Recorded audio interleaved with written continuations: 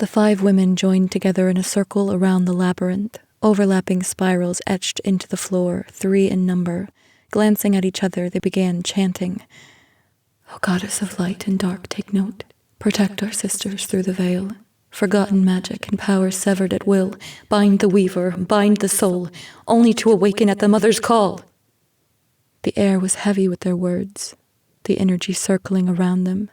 Esme swallowed a lump in her throat, knowing the grief and terror of what she just did to women everywhere would suffocate her with its heaviness if she wasn't careful. And that wouldn't do. There was still one more thing, one more task. You did it because you had to, she reminded herself. And this was true. It was either bind the magic of women or leave them to be annihilated. She wouldn't do that to her sisters, wouldn't leave them with the same fate she faced. She closed her eyes, willed herself focus, and blew out the candle. "As the prophecy foretold," she whispered against the darkness.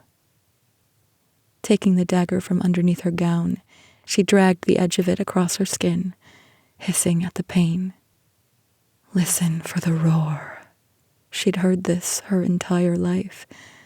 A priestess by birth, she knew the lineage she carried. The women in her line made sure she understood the weight they carried, the responsibility not to be taken lightly. The roar meant the goddess had been silenced.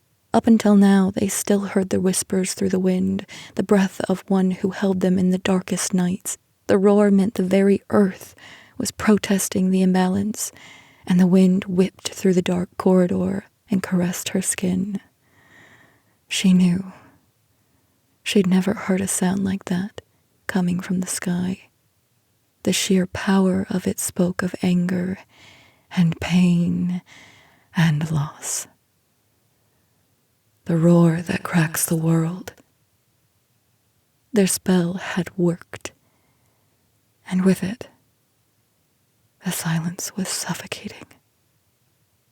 Blood dripped down her arm and onto the floor, awakening the symbol beneath her.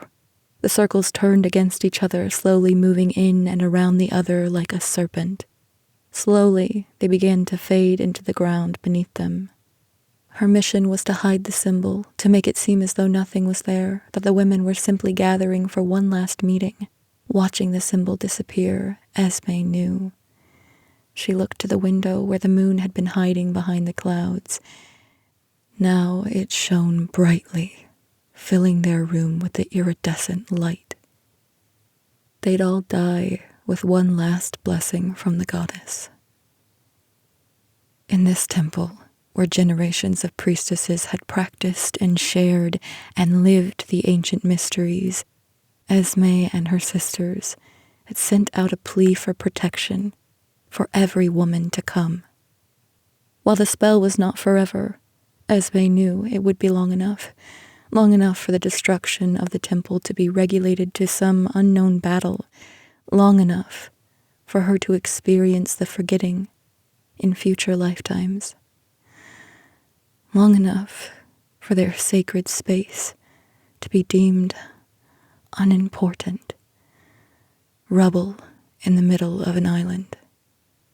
At least until the ones who would find it and know, because they remembered. Because even with the spell, the land would never forget. It would hold the memory for them all. And with that memory, women would feel that familiarity even if they didn't truly remember. "We did it," Miriam whispered. Tears ran down her cheeks.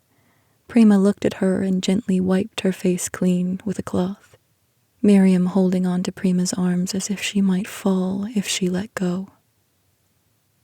The storm raged outside and inside. The noise of hatred and laughter and tortured screams echoed against the stone.